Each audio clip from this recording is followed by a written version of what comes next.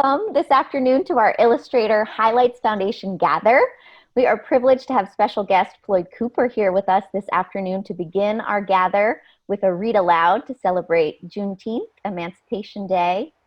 Floyd Cooper is the author and illustrator of many books for children. His work is thoughtful and warm, just as he is. Thank you for being here today with us, Floyd. We are excited to have you share Juneteenth for Mazie. So am I. It's fantastic, and what a celebration it is. You know, I did this book about 4 or 5 years ago, and at that time it was a different climate, to say the least. It is absolutely wonderful to see and to feel the difference in the air. I don't know if you can feel it. Do you feel it? It's a certain difference, you know, and it's wonderful. I mean, we are really coming around, I think, and I really have restored faith and hope, you know, and it's great that this book is still available to see its way through and be relevant and address a newer and wider audience. And I'm really glad you all are able to come and hear me try to get through this. So why don't I talk a little bit about what Juneteenth is. Of course, by now, I'm sure everyone knows. For me, growing up in Oklahoma, I was very near Texas. And Texas is actually where my folks came from. After leaving a plantation in Georgia, they traveled along the coast and ended up in Texas, I think somewhere near Galveston, Texas, where Juneteenth originated. And so there's some links, some personal links there. It wasn't long after the announcement that it's been determined by passed down stories that my great grandfather's family moved to Oklahoma to participate in one of the last land runs that they had in the state of Oklahoma. If you know anything about Oklahoma history, they opened the state up. After first giving it to Native Americans, they took some of it back and opened it up for settlers to go in. And a land run is a situation where you would go in and you would stake out land that you wanted. And wherever you staked, that was your land. I mean, population was a lot different then, and they could afford to have people come in and just mark off as much land as they could grab. And they call it the Sooner State because a lot of people jumped the gun. They didn't go when they're supposed to take off. And they went in the night before and staked their land and then pretended like they were just getting there. So it's a lot of mess behind all of that. But my great grandfather was part of that. And that's how they ended up in Oklahoma. And that is why I come from Oklahoma on my maternal side. So this book was very special in that sense because it enabled me to connect with some of those memories and some of those sort of details of my own personal experience. And as you know, whenever you can connect to a story or a narrative or an art form or creation that you're making, if it comes from somewhere in your heart, maybe even deep, deep, deep in your heart, it will be a lot more meaningful and it will show in the outcome of the work that you produce. And so I always try to find a connection somehow. With this book, it was very easy to do. So I'm going to start, if we can switch over here, I'll see if I can do that. I'll switch over to a camera so that you all can see as I take you through my book, Juneteenth for Mazie. It's about a little girl in present day, and she is actually talking with her dad about things, and dad is finding a way to introduce her to the story of her ancestors, and he does it in a very creative way. So we begin with Juneteenth kind of depressed, she's kind of down, and she wants to go outside to play, but it's too late. It's getting dark, Mazie. It's time to stay inside. Mazie wants a cookie, but it's time for bed. Not now, little one. It's too close to bedtime. Mazie wants to stay up late, but she is too little. Bedtime is the rules, sweet girl. Why so grumpy, sweet sugar bear? Asked Dad. I can't go where I want, have what I want, or do what I want, answers Mazie. Well, tomorrow you can have a celebration, says Dad. What are we celebrating?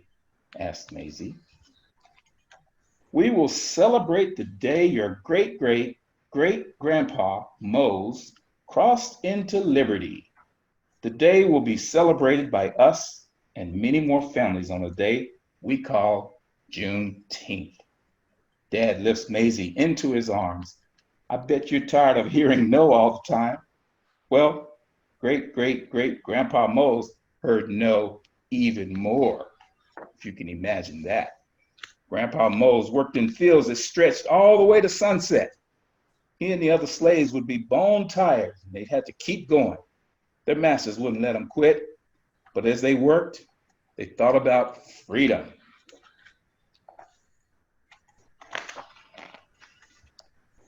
And before they finally went to sleep at night, they prayed about freedom and made plans for change and a better future. Some slaves ran north to freedom, following a bright star in the sky. They sweat, they bled, they cried till those tears were quieted by a single proclamation from a brave president. Grandpa Mose heard that proclamation, read from the balcony of the hotel on that warm June day in Galveston, Texas. Grandpa Mose heard nothing but cheers, saw nothing but happiness, and felt nothing but pride, shared by all those around him. The cheers became dancing, the dancing became celebrating. It went on and on into the night. Grandpa Mose and the others had found freedom. They continued to work, but this time they were paid for their hard work. So they worked and they saved, and they never forgot the moment they heard, the moment that changed their lives forever. But things weren't perfect. Black people still struggled to stand shoulder to shoulder with white people. They still weren't treated as equals. It wasn't easy, but they never gave up. And every year on Juneteenth, they remembered. They marched for jobs, they lobbied for schools and the right to vote. They shouted for opportunity. And every year on Juneteenth, they celebrated and remembered. They learned and they grew. They forgave. They excelled and achieved and became heroes. Now, sweet Mazie, it's your turn to celebrate, just like great-great-great-grandpa Mose.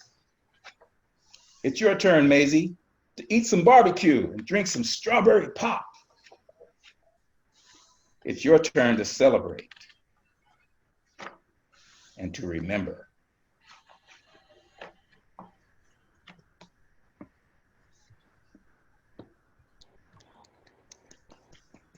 Okay, everybody. That was great. Juneteenth for Mazie. Yeah. Bravo. That was beautiful. It was a beautiful way to open our gather today. Thank you so Yes. much, Floyd, Sure. for sharing Juneteenth right. for Mazie. As I said, I'm just gonna fade into the background here. oh, You guys carry on. I hope you'll stay with us here. I'll see what I can do. Okay. Kai has to Go get celebrate. stuff, so yes, I have to go. We may get some barbecue. Yes. Excellent. Happy Juneteenth, everybody. Thank you. Happy Thanks, Juneteenth. Floyd. to All right. Thank you, Floyd. So here we are today to celebrate even more beautiful stories with Pat Cummings and Diane Dillon in conversation. Pat is an author, illustrator, and teacher. She amplifies the work of others and supports new storytellers in any way she can. Thank you for being with us today, Pat, and for the totally amazing and utterly spectacular idea to invite Diane Dillon for the conversation. Last week, as many of you know, we had a little technology problem, and we're grateful that both you and Diane were willing to come back and try again with us today to share some stories with our community. Diane Dillon is one of the most recognizable names in children's books, illustrating picture books, book jackets, prints, album covers, textbook spots, and more. For 58 years, Diane and her husband Lee, the Dillons, created beauty together, consecutive winners of the Caldecott Award in 1976 and 1977, among a very long list of other awards. Technique flowed as the projects dictated. and co-authored work came as well. In 2018, we received Diane's first solo title, I Can Do Anything, Don't Tell Me I Can't, a celebration of imagination, determination, and all the wonders of this world. Thank you so much for being with us, Diane. Thank you so much for the nice introduction. Today's talk, The Storied Career of Diane Dillon, is shared between good friends and artists, Pat Cummings and Diane Dillon. And following their talk, we'll have a limited time for some questions. Please, if you do have questions, place them in the Q&A section. And really, thank you both for being here with us at the Highlights Foundation to talk about beautiful stories. I'll turn things over to you, Pat. Okay, thanks, Allison. And thank you, Highlights, for letting us do this, because this is a treat. This is obviously going to be a treat. Diane and I have been going over some of her images. I'm always floored by the work. And I just wanted to say before we get started, Diane, because a lot of it is going to be shown through images. One of the reasons I really wanted to talk to Diane in this format was because I find that throughout my entire career, I've been really inspired by other people's work. I mean, looking at Floyd's work, I take away from that, look how he handles lighting, or look at his layouts, you know what I mean? His really strong foreground and background. And you take something away from everybody's work. I think we learn from each other. We all brush up against each other. And particularly now that we're all kind of sequestered, if you're working, if you're able to get back to your work, I like watching these programs of Highlights because I find that it inspires me, it informs me, and it just keeps me motivated. But I have to tell you about one of the first times when I saw your work, Diane, up close and personal, because Diane and I lived like 2 blocks away from each other. And I remember stopping by one time and taking a look at the work. One time I remember my husband looking over Leo's shoulder, and you guys were working on Aida. And for Aida, and you're going to go into technique a bit. You're going to talk a bit about the technique, but you had marbled paper and then painted on top of it to leave the marble columns and everything. And Chuku came home and said that he was leaning over Leo's shoulder while he was working, and he was looking at this piece, and it was phenomenal. And he said, what is going on in your mind when you're doing something like that, when you're working on a piece like this? And Leo said, the editor's coming over on Thursday. We have to have 2 more pages finished before she gets here. It was just another day at the office, kind of, for Leo. But I remember seeing some work that you were doing one time and just thinking, oh my God, I'm going to go home, get a nice warm bath going, get an X-Acto blade, and just call it a day. Your work is phenomenal. And to you, it might be what you do. To others, it's breathtaking. To have won the Caldecott twice in a row, I don't think anybody's ever done that before. It's even that is phenomenal. But how you got there, I want to talk to you about how you got there, because your backstory, I think, is fascinating. How you and Leo came to work together, and the number one question that people always ask, so nobody has to do this afterwards, is how do you work together? How did 2 people come together and work as one on one piece, one image? So before we start the images, do you want to talk a little bit about how that came to be? Yes, well, we met at Parsons School of Design in 1953. And before we even met, we saw each other's work and became competitors. And we spent 3 years competing with each other. Mm-hmm. And at the end of 3 years, we had other feelings. And so after we graduated, we got married in 1957. And we decided then that if we were going to last in a marriage, we'd better join forces, because I think if one of us had gotten more jobs than the other, or we were still competing, that it could have gotten pretty ugly.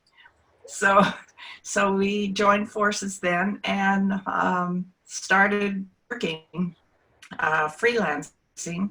And at that time, we had no thoughts of picture books. We wanted to do illustration for advertising. Mm-hmm. So we went out and made appointments with advertisers and took our portfolio. It was like a different world then. There were no personal computers.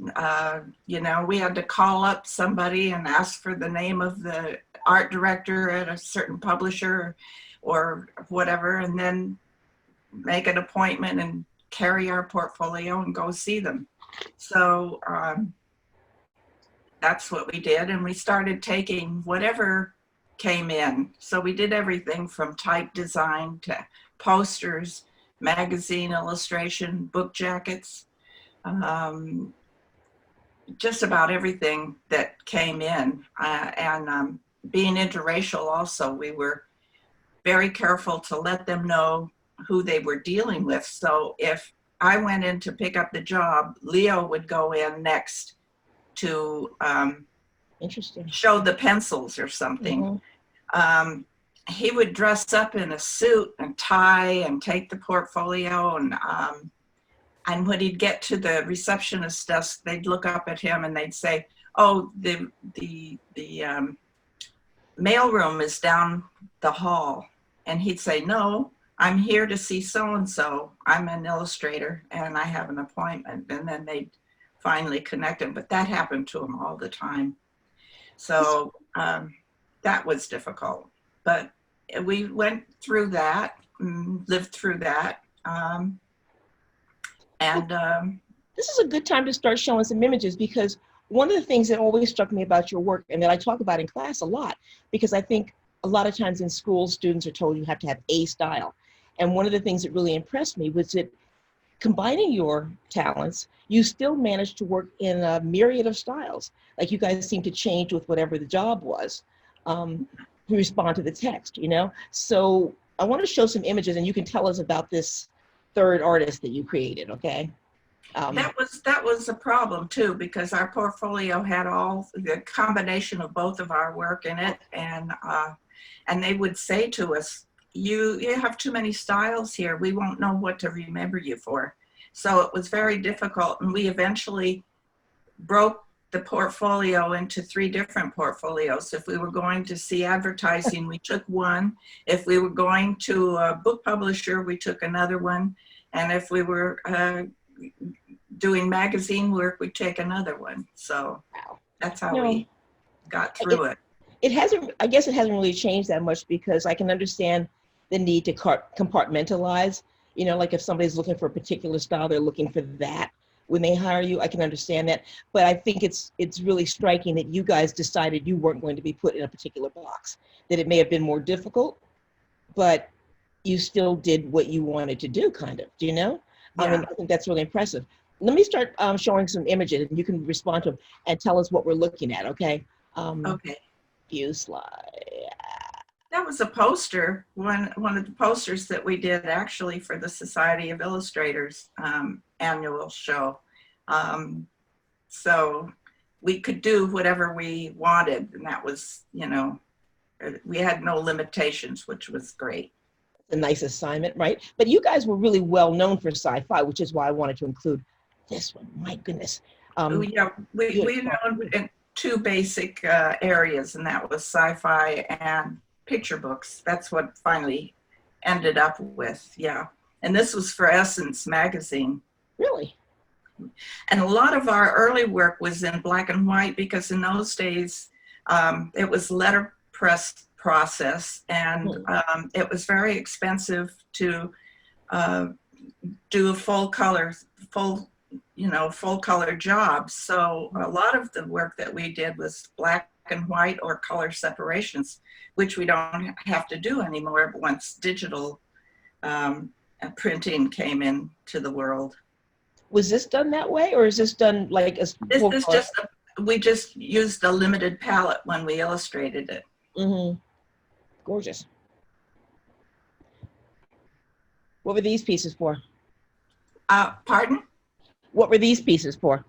Oh, this is a good example of the color separations, black and white, and then the second color was an overlay, and this was for a book, A Gassier's Loot, which was a an African epic tale. It looks like woodcut. Was it actually woodcut though? Was it linoleum? How was it? No, actually it was just painting. I think the flat color we did in pastel, and the others is inking. And the one on the right was actually a pen, I forget what they call Like a those. magic marker? Yeah, like a magic marker. The black is, and then the gray was pastel. Wow. Okay. Sometimes I forget what they were even.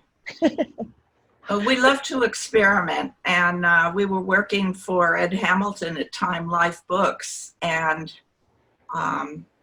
we would ask him, he was wonderful to work with, and we would ask him if we could do a woodcut, and he would say, well, have you ever done one? And we'd say, oh, sure. And then we'd go out and try to find out how to do it. And this was one of them that we did for him. It was kind of a learning period, because we had gone to the lumber yard and asked for the softest wood, thinking it would be easier to carve. And we got a Dremel, which is a carving tool, a little electric tool. And when we tried to use the electric tool, the soft wood just fuzzed up and we couldn't even see what we were doing. And we'd blow and blow and blow until we got dizzy. So we had to end up just using a number 11 X-Acto blade and carve it the way, any carver would carve it. We did the work in panels, and then they were glued together at the end. And this wasn't full size, was it? I mean, this was larger. It was larger. Yeah, we did most of our book jackets. We did twice up at least. Okay, because I'm looking at all that little type and thinking, oh my God. Okay. Yeah. That's pretty scary too if you make a mistake when you're doing the type. Because you couldn't go into Photoshop, right? There's no cleaning it up afterwards. So after we did that one, we said we'd like to do crewel work. And he said, have you ever done it before? And we said, oh, sure. And then we went out and bought a book on crewel work and how to do stitches. And this was a member of the wedding. And so I think that the cover is on the left side. Yeah, so, and it was a wraparound. And Lee was born at this time. That was in 1965, and he was a tiny baby. And so we put him on the tabaret in one of those little plastic chairs that they have for babies, and sat there sewing all day. That was his first introduction to us, the weird people doing this thing. Hey, he grew up with it. Yeah, he did. Ah, yes, the stained glass. I don't see that here. You're not seeing the stained glass one? Now I do. Okay. This also, when you're experimenting with things and doing different styles, you can have some disasters too. But when we worked on this, we decided to do a pseudo stained glass, not to put little pieces of glass together. We got one large sheet of plastic, and then we went out and got liquid steel. It comes in a tube that plumbers use, I think, to repair pipes. And we made a nozzle for it so we could get a fine line. And it attached to the plastic, luckily. So we did all of the leading with this liquid steel. And then we had done a piece for a Christmas book on acetate, and we had used mucilage glue and put color in it, and that stuck on the acetate. So we thought we'd do the same thing with this. We painted the whole thing and went to bed, and probably like around 4 a.m. And we woke up and went out to look at the piece, and all of the color was in little chips that had just curled up. They were not attached to the plastic at all. We picked it up and it just fell on the floor. So we had to call Ed Hamilton, and we said, it's coming along fine. but we need a couple more days. And then we went to Canal Street. There was a great art store, art supply store on Canal Street. And we found a paint that was made for glass. And we got that, tried that, that stuck, it worked. And that's what you see there. Good Lord.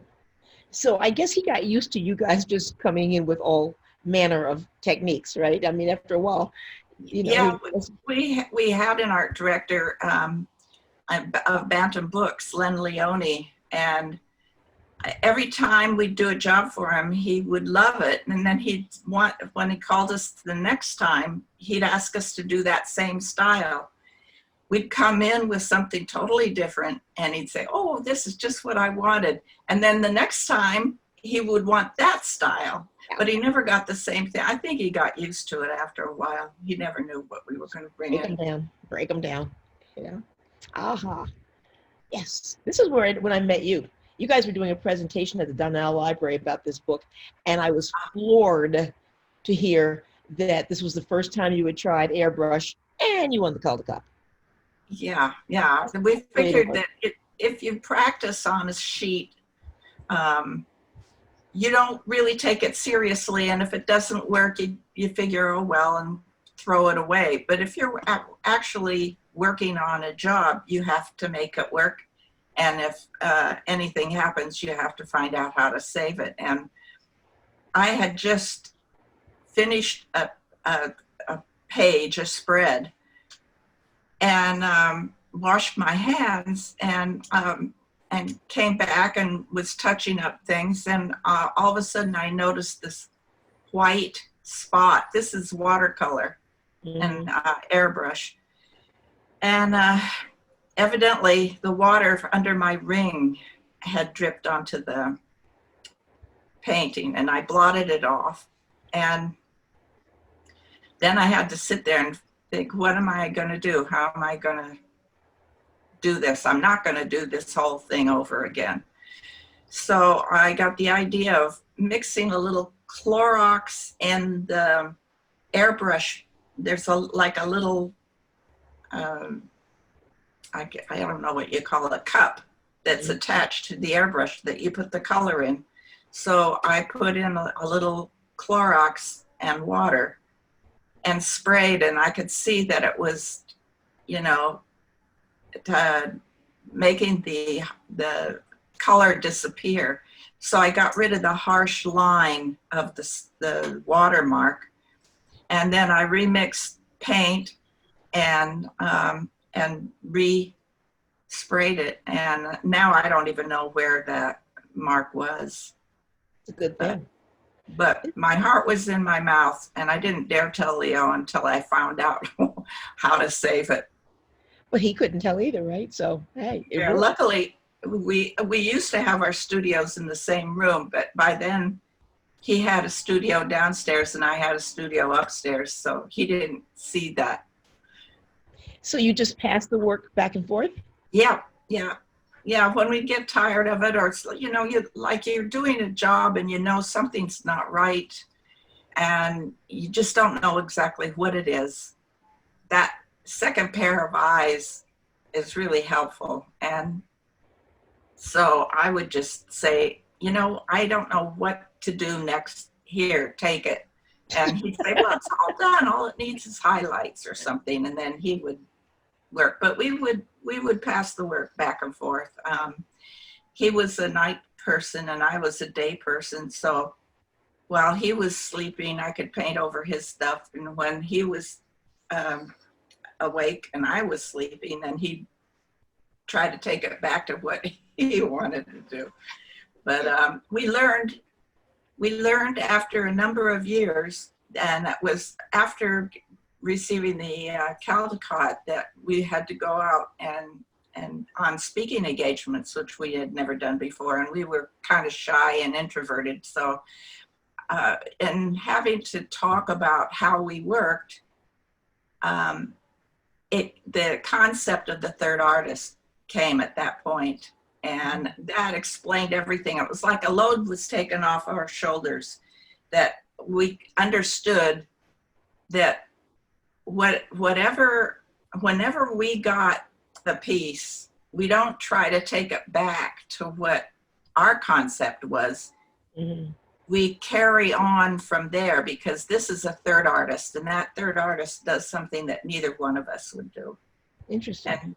But we always worked within line, which gave us there were limits to how we, what we could do, except when we were doing large painting for Budweiser on the African Kings. I wasn't even supposed to be, the artist on that one, but we worked together. We blew it up large, the drawing, and it was on an easel, and we could sit side by side and work and paint on. It was like then a painting with acrylic. More But my brush strokes are a little different than his brush strokes. So after a couple of hours, we'd change sides and continue painting over each other's work, but just to make everything blend. But you couldn't tell who did what when it was finished. That's sort of like a hallmark of your work. I mean, like, take a look at something like this. I can imagine you guys swapping sides on something like this. This was done pretty large, right? Or what? Yeah. Oh, except this was smaller, so we didn't work side by side. Mm-hmm. But even there, because the lines aren't quite that clear, but you're saying that everything is defined so that you can work within those lines and not. Right. Yeah. In fact, it started with a brown ink. It was watercolor ink, not watercolor, but permanent ink, brown ink line with pen and ink first. And then from there, either one of us could, take it. And it's a combination of watercolor and pastel, which is kind of weird because you would think one repels the other, but we didn't have a thick layer of the pastel. So the watercolor did go over it. This to me is an example of one of the times when I really got inspired. And you told me how you had done this with the ink and the pastel, and I ran home and I tried that on a new book I was doing, and I drew everything with, the brown, the sepia ink. I just thought, oh, this is fabulous, covered it with the pastel.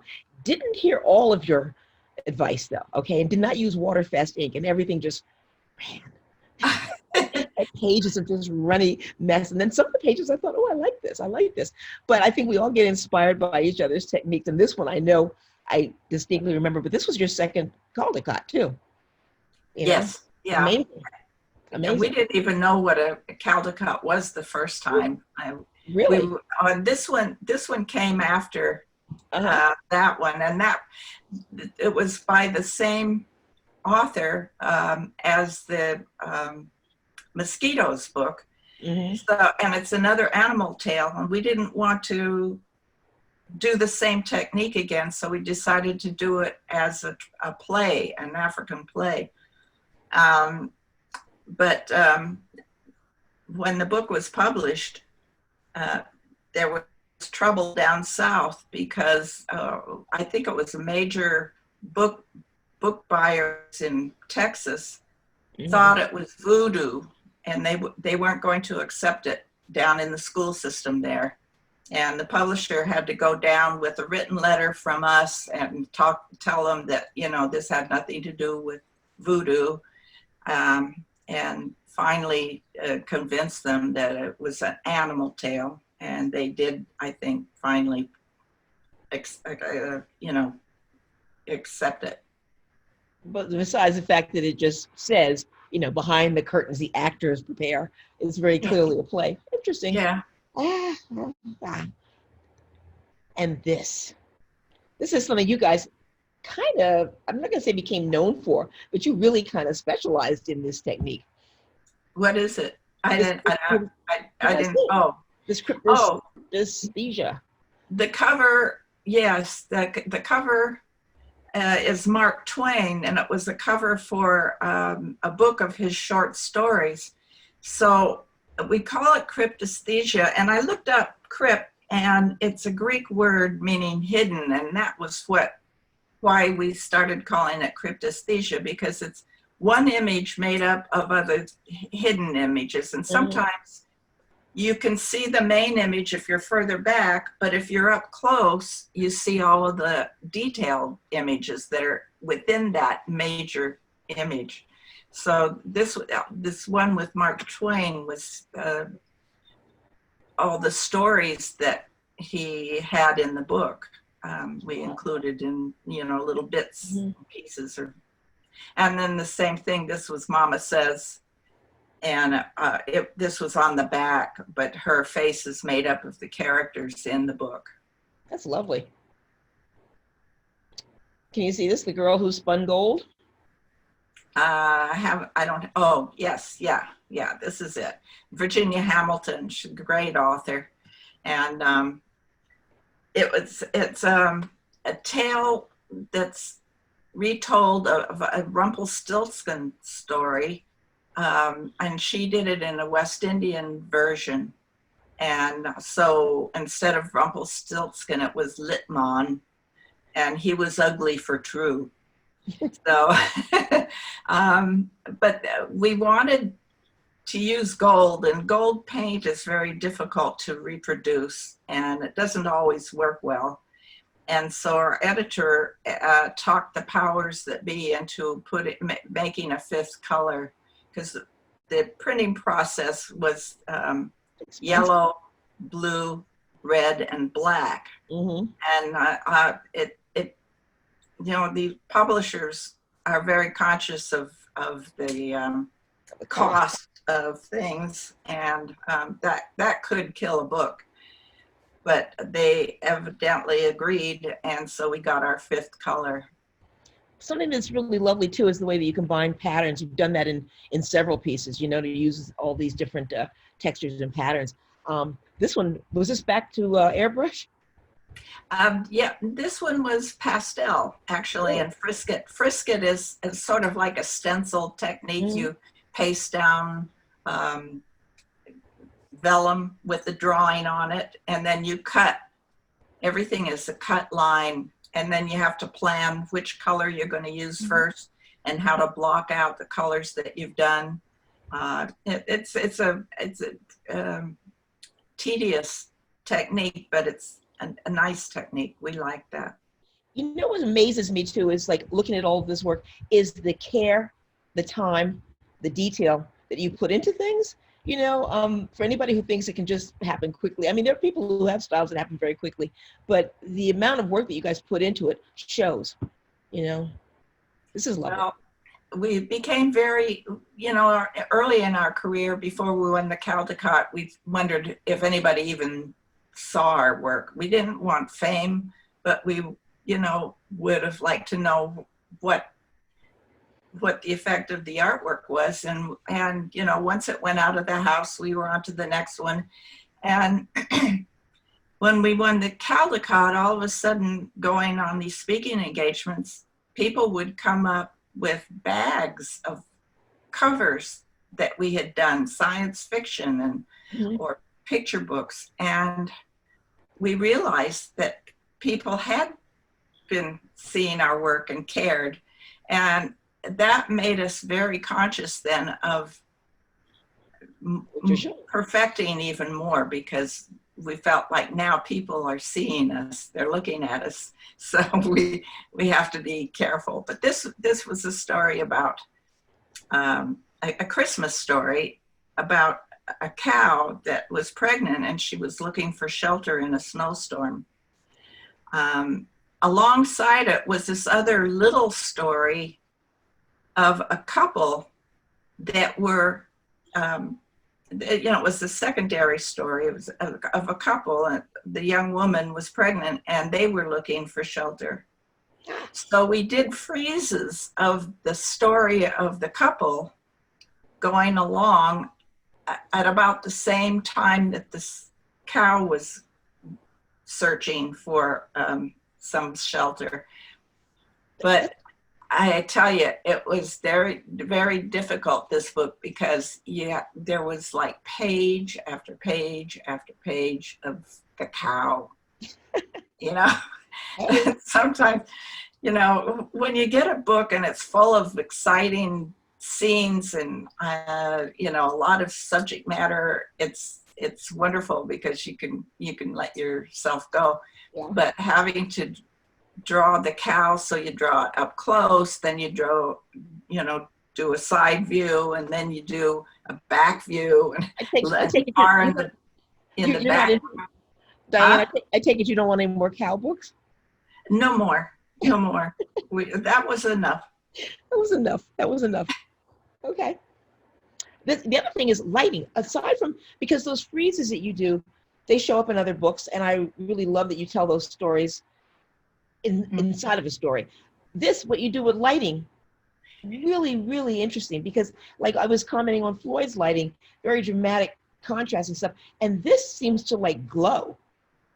It was a story, the title of it was Children of the Sun, and so we used watercolor. We wanted a light, airy feeling, and we were going for that glowing feeling. Unfortunately, though, reviewers were very upset because it intimated Black Christ. And there were the two sons, that the son had gone to Earth and had raped the woman on the beach, and she became pregnant with two sons.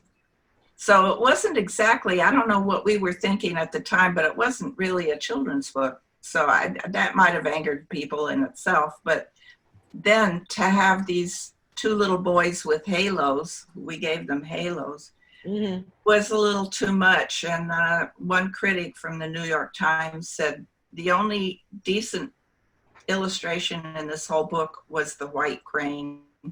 Okay. So, yeah. Okay. We figured, things change and things don't change. Okay. What about this one? Because another thing is you've done tributes to other artists, which I think is fascinating, to do an entire book that is like clearly inspired by somebody. Yeah, it was inspired by Escher. It was about a little boy that went through the house from room to room, turning on the lights because he was afraid of the dark. And the dark was a little girl, a little Black girl. And she came and told him that, all of the beauty of the night, and that he should switch on the night. And so he goes through the rooms and turns out all of the lights. But that showing him going from room to room was kind of fun to do it all in one illustration. That's incredible. Incredible. And this is such a tribute to all these different styles around the world. Yeah. Well, and then we got some criticism for this book too, because it was To Everything There Is a Season, and we didn't write it. It was retold from Ecclesiastes in the Bible, and a time to kill and a time to heal, a time to whatever. I think everybody's familiar with that, but there was a song, Turn, Turn, Turn. Right. I forget who it was that was sang it, some group. And one reviewer said, we managed to pillage art from every culture. And then he ended this thing, his review with turn, turn, turn. So it is amazing how, you remember the bad reviews, right? Yes, yeah, you remember the bad ones. The good ones you don't. Let them go. And then magazine cover, children's book, the Cricket magazine. We did, this was the cover, and we were just showing, I think it was the winter issue. So we did a wraparound showing the different seasons up to winter. This one was so interesting to me because I think a lot of stories will have transitions in them. And sometimes you wonder, how do I show the transition of time? And I thought that was really lovely. Really, really worked well. And the girl who dreamed. These are Inuit stories by Howard Norman, and they're very interesting. Inuit people live in such a harsh land and a harsh environment, and their minds just work differently. Their stories were, some of them were hilarious, some of them were very cruel.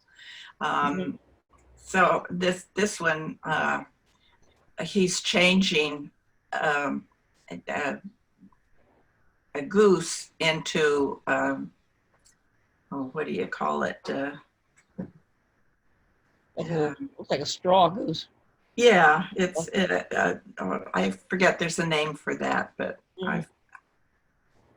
that's okay. That's okay. Yeah. And then this one, a decoy. Decoy. That's what it was.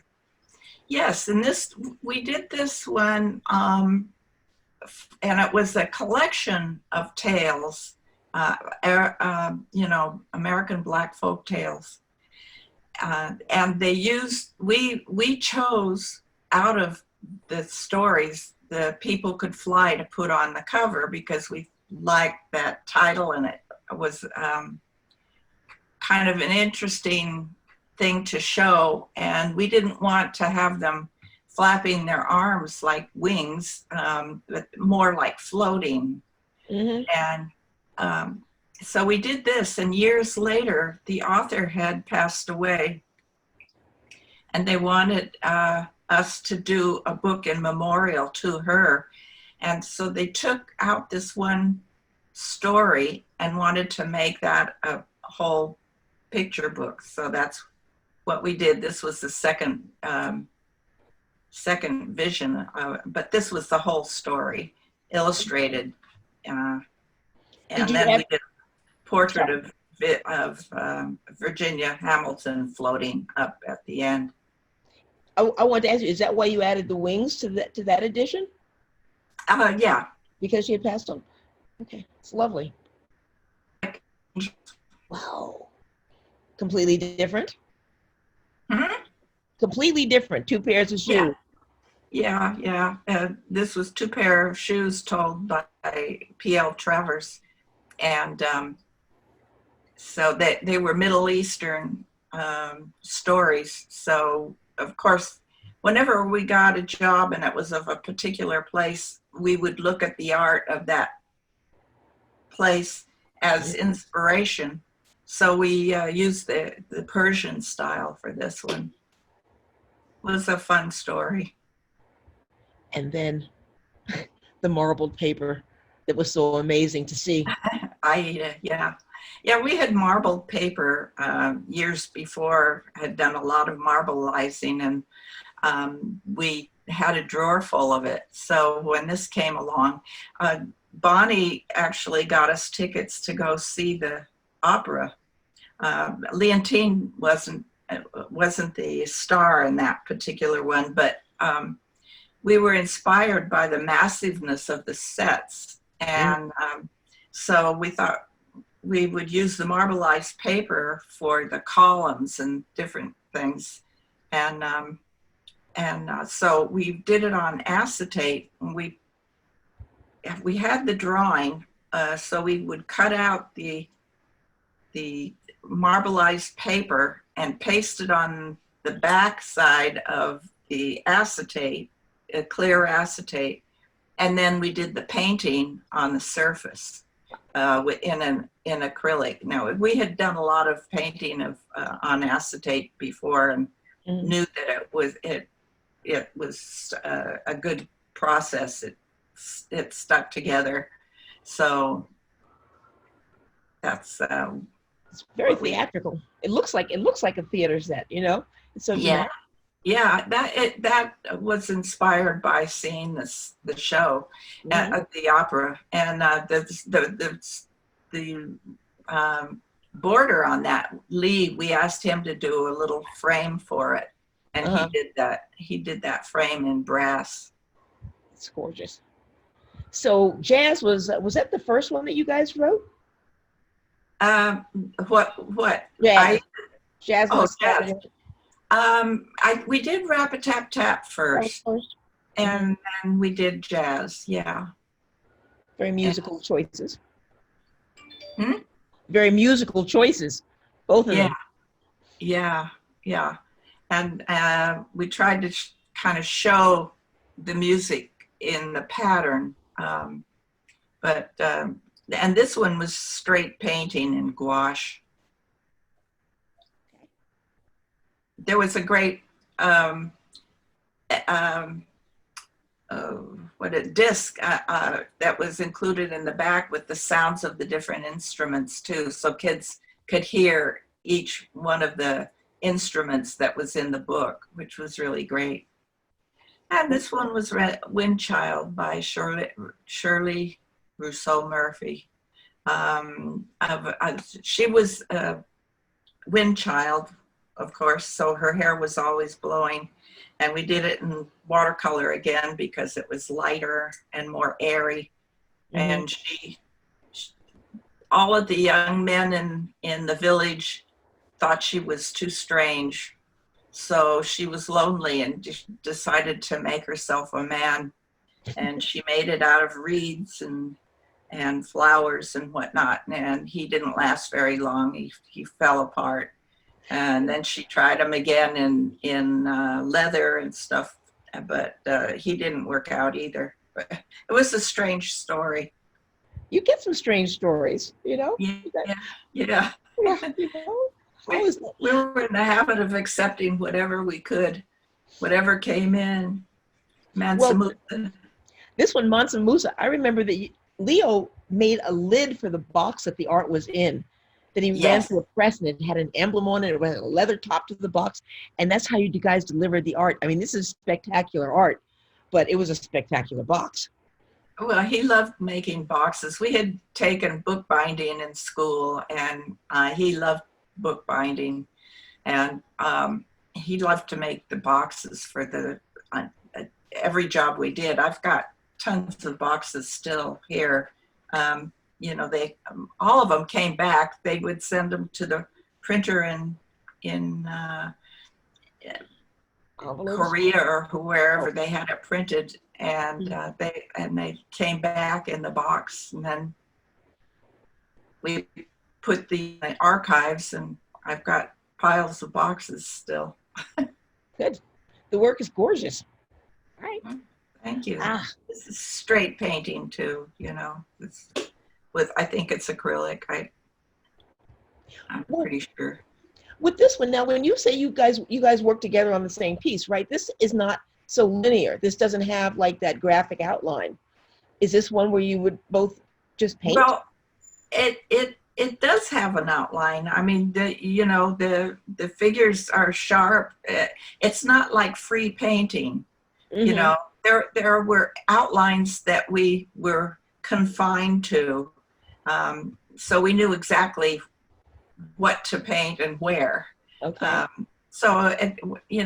If we were doing a free painting like the Budweiser ones, it was about brush strokes and whatnot. But in any case, this it wasn't hard to pass this back and forth. But we didn't like these stickers on things. That used to get us very upset. We asked her one time if we couldn't have those put on the back, even the Caldecott one. Take the awards off. They thought we were so weird. Yeah, no kidding. No kidding. Take those awards off my book. Yeah. The Sorcerer's Apprentice. Yeah. Wow. That was fun to do. We loved fantasy, science fiction and fantasy, because our imaginations could go wild. But we didn't, we weren't as interested in doing some, book that was a biography of somebody. And I know people love to do those kind of books too, but we loved the freedom to invent. And so we had a lot of fun with this one too. And this one, Pish Posh, we really got involved in this, right? With the frame? Yeah, with the frame. Yeah, it's a combination of bronze and copper and wood. And he made one frame, which the printer, the engraver could shoot and then put on each illustration. throughout the book, but there was only one frame. But afterwards, he made molds and made frames for the original art as well. And many of the pieces were sold with that frame. Gorgeous. It was easy to incorporate him. He did paintings as well on some of our work, like Pish Posh. Really? Diane was a squash. He did a lot of the painting as well. We were on 3 different floors. My studio was on the top floor. His was on the bedroom floor in the front, and Leo was down on the 2nd floor. And we'd go out in the hall and yell, "Who's got page 26?" And somebody would say, "I do." And we'd say, "Well, what color is the hat?" You know, and we'd have to go and look at it and see what it was. But family business. It was easy to incorporate him into it. And then the Secret River. What technique did you use for this? Is this watercolor as well? No, this is acrylic. Really? Okay. Yeah. Looks like pastel or something. Yeah, no, it's acrylic. When you work with the acrylic, are you working with it like really thin? Are you like? No, it's kind of more thick, really. Really? It looks like a glaze.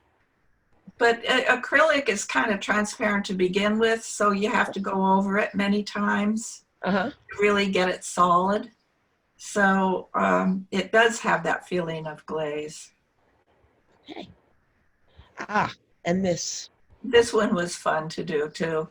Ann Davies was the art director on this one, and she compiled a whole bunch of Mother Goose stories that had numbers in them.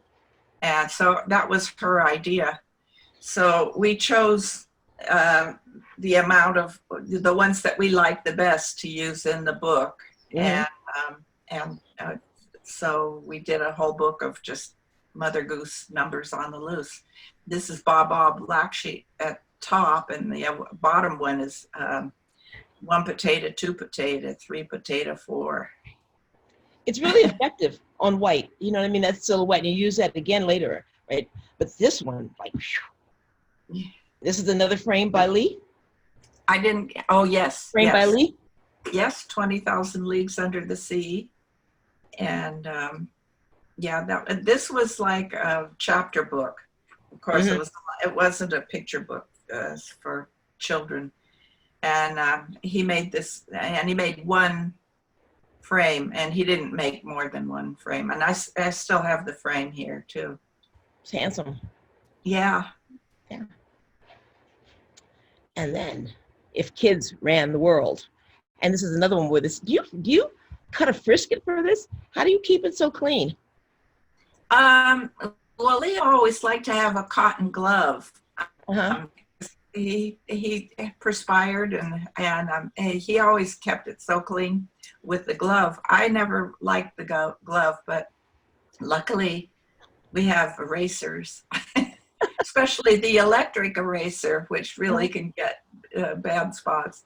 But yeah, this was a book that actually Bonnie wrote, and she couldn't put her name on it because then she couldn't edit it. There was some kind of rule that they had at the publisher. It's Bonnie Verberg. Yeah, Bonnie Verberg. She's really the author. But we had done the drawings and some of the finishes a third of the way through the book, and Leo died at that point. And so I finished the book.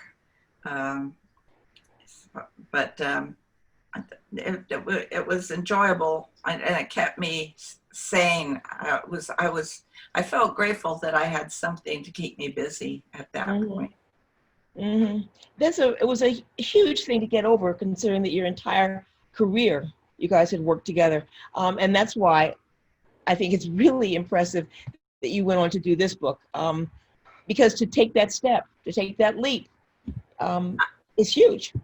Well, I felt it was huge too, and I was really panicky at first, because what went through my mind is they're going to compare this to what we did together, and it's not going to come up to the standard. And we never told anybody who did what, because, you know, people like to kind of put a little wedge in there, say, oh, well, I like the color better, or whatever. And so we always kept that to ourselves, of who does what. And sometimes we couldn't even tell ourselves who did what. But now I was out there naked and I was terrified. But once I got into the book and started working, I calmed down. And that the little girl is imagining things. She's playing. She's sitting in the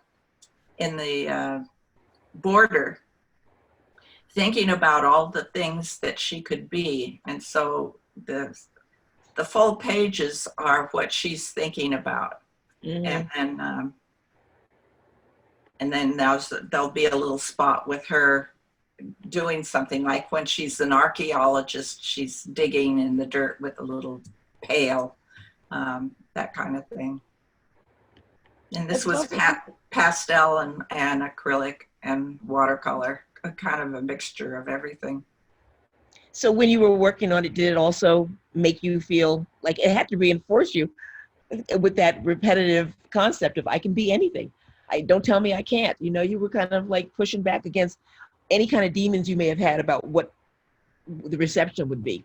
Do you know what I mean? Well, that was really what this little girl was dealing with too, is, you know, don't tell me I can't. That was the way I was feeling. And I was trying to tell myself, you know, don't tell me I can't. So that's huge. I think for almost all artists, we all have to do that. You know, we all have to overcome that negative thing that, you know, is judging your work as you go. What about this one? I've been doing it for 50 years, and yet I was terrified. You know, it never gets easier. And this one, Leo came back because we had done the drawings years ago, and then work came in, and we were doing it for ourselves, and it was based on a rocking chair that we bought when we were married and expecting Lee. And so we had written and done the drawings for this story and then put it away. And so Bonnie looked in her files and she saw this again. And at the time we showed it to her, she had just done something. It was written from the viewpoint of the chair at the first round. Okay. And she had just done something about an inanimate object that was the storyteller. And so she wasn't really interested in it at that point. But years later, when she looked back in the file, she said, I want to do this book. You know, will you do it? So I said I would. And this was the last book I've done. And it's in gouache. And of course, Leo had to come back for that one. You brought him back. You brought him back. Okay. I think that is the end of it. I will now stop the share. Thank you. I think it took a lot to get over that hump and to go it alone. You know, and I think for all of us, sitting down in front of a white sheet of paper is always sort of panicky. You get this panicky feeling because you've got to bring something out of there. Do you know what I mean? And particularly because you're so used. Not everybody has a team, Diane. Yeah. And it was so great because if one of us was stumped and, you know, in a bad place, the other one could take it with fresh eyes and be very enthusiastic about it. And that was always helpful. But we had our hard times though, and some arguments too, when, you know, you're working and somebody comes in and sees that the arm is too long or something, and, you know, you bristle at having this person point this out to you. But in the end, it's a great gift. Were you always happy with the results? No, a lot of times. we never wanted to deliver anything that we were not happy with. Mm-hmm. So in that sense, we were satisfied with it, but there were some things that we've done that we look back on and say, what were we thinking, you know? Yeah, So. I understand it. Now, question, before we turn it over to questions from the audience, I want to ask you, what's next?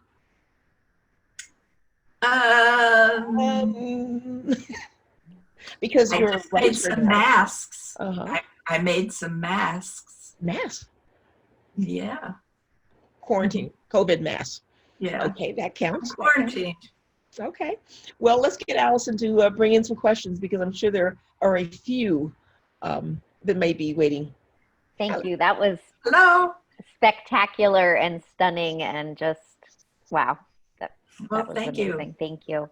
There are a lot of questions. We'll probably just get to a few, but you've given so much over the last hour.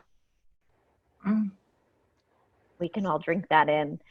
One of the questions really does tie in so nicely. I mean, Pat has shown here just a very few pieces from your collection that, you know, there is an abundance of art, and, you know, you're talking about Leo's boxes. And is your work archived? Is there someone who's the foremost collector? Is it all in a personal collection right now? Where is all of your work?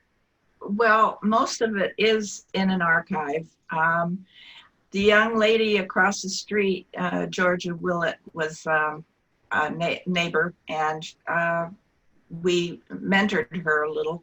And she went off to art college. When she came back, she had nothing to do. And Leo said, why don't you archive our stuff?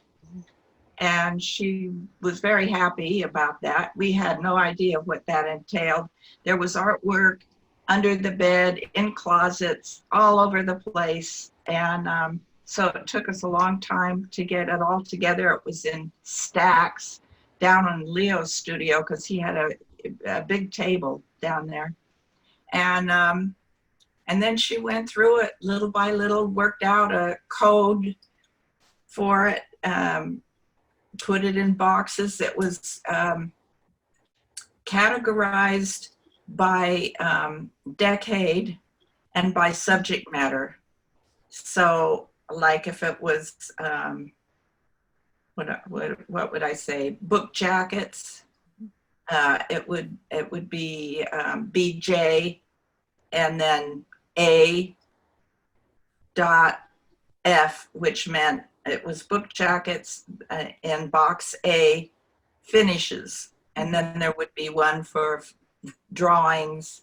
And it's wonderful. We've got a whole wall of file cabinets with boxes, and we know exactly where to go to get what we want. Because before that, someone would call and want to reuse a piece. We could spend days looking for it and never find it. And so this was a godsend. So it is archived. And we do have collectors. We have a few collectors, which is lovely too. Keeps us going, and it's nice to have those extra checks. That's right. Thank you. I think, you know, that's wonderful.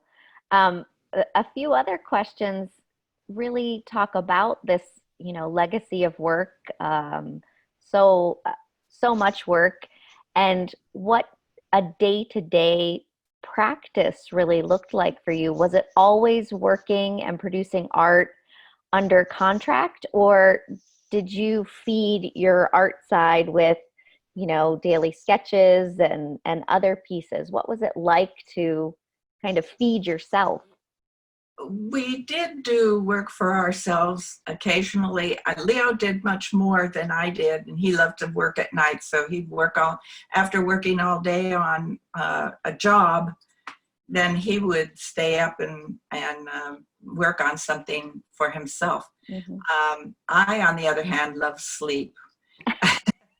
So I would sleep, but I also, in my extra time, I was shopping, and of course in the daytime, if I'm up in the day, there's phone calls and there's negotiating with the publishers and all that kind of business, plus shopping. And then when Lee came along, of course, you have to have a schedule when you have a baby.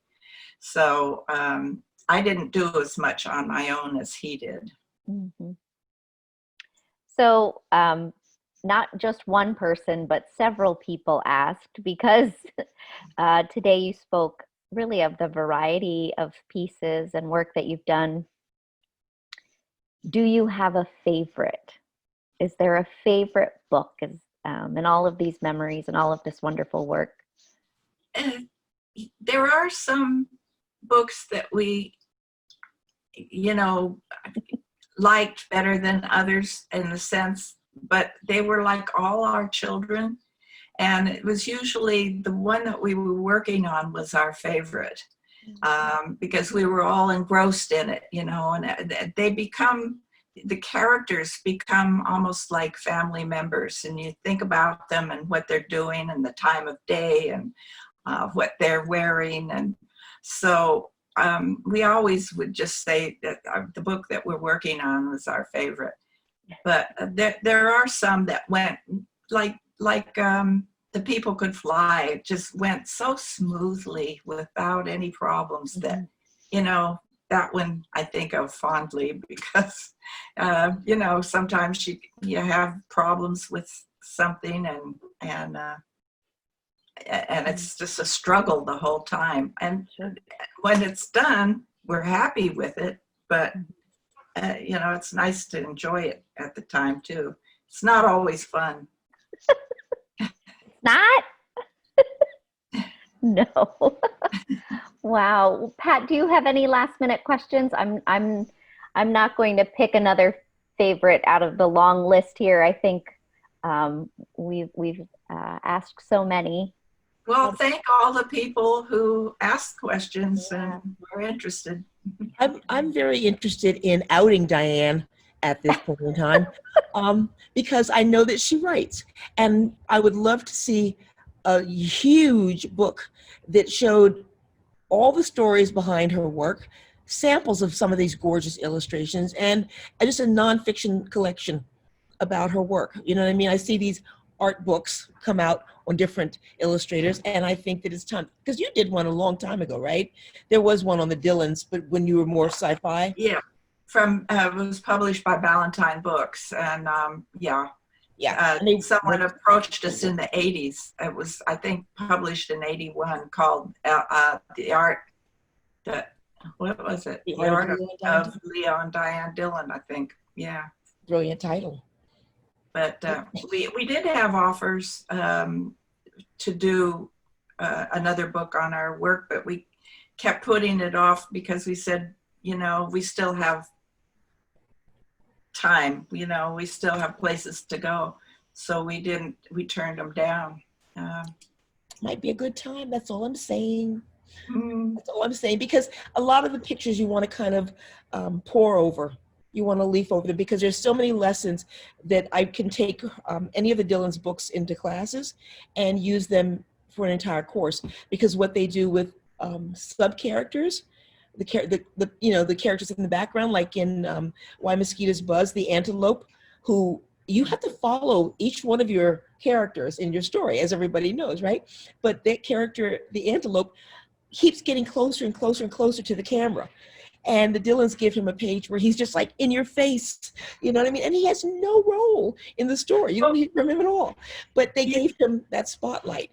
And I love that there's a life going on behind these characters and in your freezes.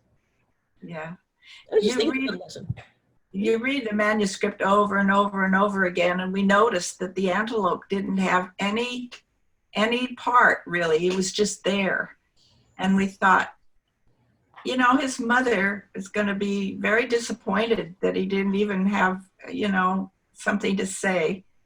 And so that's why we started making him smiling out and getting closer and closer to the front of the book and so that his mother would be proud. But you know, you think up these little stories while you're doing a book. You do that too, don't you? Yeah, well, you're living with the book. But my point is that when you take a look at the books of people who I consider to be masterful, you take away a lot of lessons. And for all of us, I think we're always learning, we're always trying to grow, we're always trying to push ourselves. And one of the nicest ways to do it, I think, is to look at other people's work, like the Dillon's work, because there's so many things you can take away from it. Or Floyd's work. Do you know what I mean? It's not going to come out looking like a Floyd Cooper or a Leo and Diane Dillon. No, it takes you somewhere new. When we were teaching, we taught techniques and materials, and we would show them how to do a frisket or something. And they'd go home and do something and do it differently and come back, and it was beautiful. It wasn't what we had done at all. So it is good, you know, to get inspiration. The scary thing is, Allison, okay, is that looking at their work kind of makes me feel like working. You know what I mean? You have to resist the urge, because when you look at people's work that you love, that can happen. That can happen. But I really want to thank Diane for putting all this together, for doing it, because I know you don't show your work often and speak often, and it's really a treat to take a look at such gorgeous work and get inspired. Thank you, Pat. You're a dear friend. And thank you, Highlights. You guys are fabulous. If you weren't here, we'd have to invent you. Thank you both. This just felt so special. It was such a beautiful walk through all of those images, and you can see your friendship too in the conversation. Yeah. And it was beautiful to open with Floyd's work. So we're very grateful. I'm glad I came across because we just met like last week. Yeah, right. Weird how that happens. Well, thank you, and I'm happy it worked this time. Yes, definitely. Thank you so much. Have a wonderful weekend. Okay, you too. Thanks, George. Bye, Thanks, everyone. Allison. Thank Bye-bye. you. Bye. Bye.